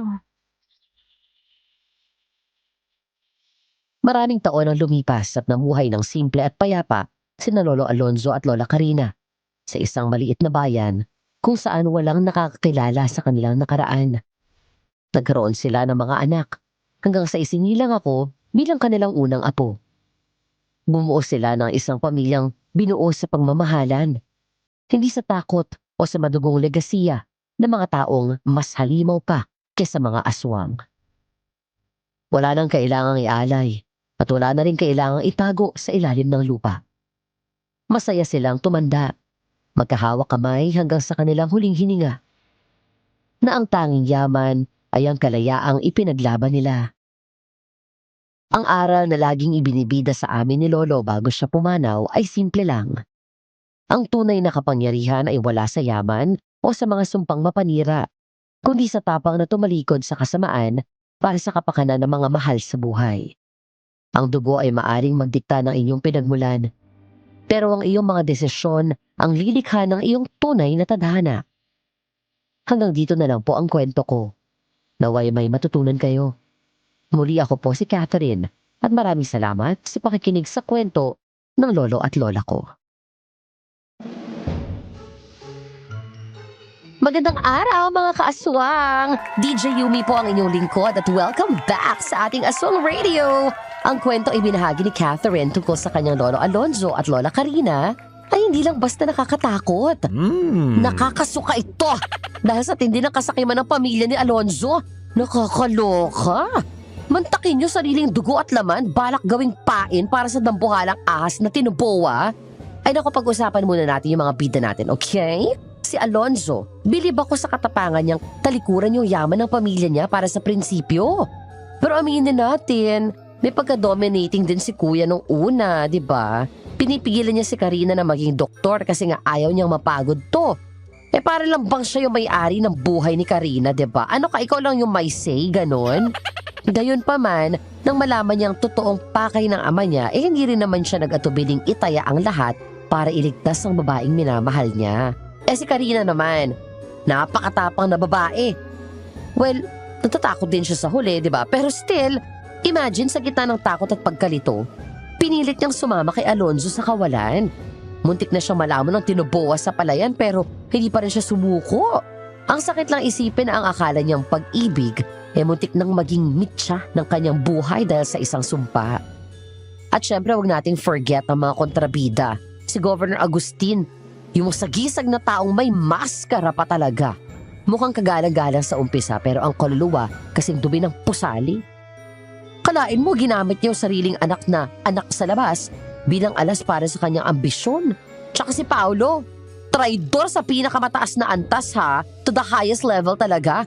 Siya tagapag-alaga ng halimaw, tas siya pa yung nagmamanman sa pinsan niya para siguraduhin hindi to makakatakas. Naku mga kaaswang radio, narito yung mga aral na dapat nating baunin mula sa madugong legasiyang ito. Una, ang tunay na yaman ay hindi galing sa sakripisyo ng iba. Ang pamilya ni Alonzo ay yumaman dahil sa dugo ng mga inosenteng asawa. Tandaan ninyo, anumang yaman na nakuha sa masamang paraan ay may kaakibat na sumpa. Mas masarap matulog sa gabi kung ang kinakain mo ay galing sa sarili mong pawis, hindi sa buhay ng kapwa. Pangalawa, huwag maging bulag sa tradisyon. Hindi dahil ginagawa ito ng mga ninuno mo, tama na. May kapangyarihan tayong putulin ng mga maling nakagawian. Tulad ni Alonzo, kailangan ng lakas ng loob na sabihin hanggang dito na lang ang kasamaan ng pamilyang ito. Pangatlo, ang pag-ibig ay pagpapalaya, hindi pagkontrol. Noong una, kinokontrol kasi ni Alonzo pati pangarap ni Karina, di ba? Pero at least, natutunan niya na ang totoong pagmamahal ay ang pagprotekta sa kalayaan ng isa't isa. So sa huli, binuo nila yung pamilyang nakabase sa pagmamahalan at hindi sa takot. At panghuli, mag-ingat sa mga taong masyadong mabango ang pangalan. Minsan kung sino pa yung mga mukhang perpekto sa publiko, sila pa yung may pinakamalaking ahas sa kanilang basement o yung mga skeletons in their closet na sinasabi nga. Matutong kumilati sa totoong pagkatao ng mga leader at maging ng sariling kamag-anak. At bago tayo magpaalam sa araw na to, gusto ko kayong tanungin mga kaaswang, kung kayo ang nasa kalagayan ni Alonzo, kakayanin niyo bang talikuran ng lahat ng yaman para sa taong mahal niyo? O kung kayo si Karina, mapapatawad niyo ba ang pamilya ng nobyo niyo matapos niyong malaman na balak kayong ipakain ito sa ahas? So mag-comment na lang kayo please ng inyong mga insight at opinion sa ating comment section. At huwag kalimutang i-share ang inyong mga natutunan. Muli, ito ang inyong DJ Yumi na nagsasabing, aswang ka man sa paningin ng iba, sa panaginip ko, ikaw ang bida. At ito ang Aswang Radio.